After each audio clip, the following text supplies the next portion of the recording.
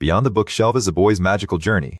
Max had always been drawn to the old library on the outskirts of town, its worn stone exterior and overgrown garden a mystery waiting to be unraveled. Rumors swirled that the librarian Mrs. Jenkins kept a secret stash of magical books hidden away from prying eyes, only accessible to those who truly believed in the power of imagination.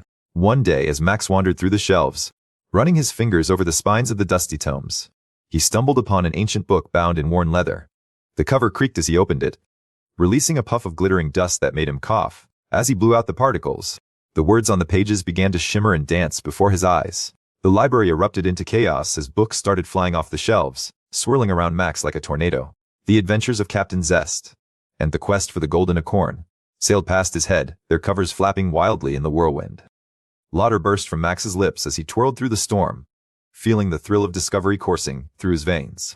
Mrs. Jenkins appeared at his side, a sly grin spreading across her face like a sunrise breaking over the horizon. "Ah, I see you've found the forgotten library books," winking at Max with a twinkle in her eye. "They only appear to those who believe in magic." As the books dissipated into thin air, leaving behind only whispers of parchment and ink, Max realized that he had been reading them for weeks without even noticing. The stories had become a part of him, woven into the fabric of his mind like a rich tapestry. Now, with Mrs. Jenkins' guidance, he could create his own magical tales, bringing worlds to life on the page.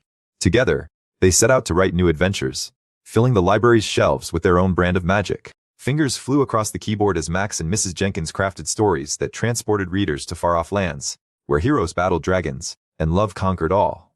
As the sun dipped below the horizon, casting the old library in a warm orange glow, Max knew that every time he visited this place, something truly amazing would happen. The magic of storytelling had awakened within him, and with Mrs. Jenkins by his side, the possibilities were endless. From that day forward, the old library became a beacon for dreamers and storytellers, its shelves overflowing with tales of wonder and enchantment. And Max, armed with a newfound passion for the craft, and knew that he would spend the rest of his days weaving magic on the page, one story at a time.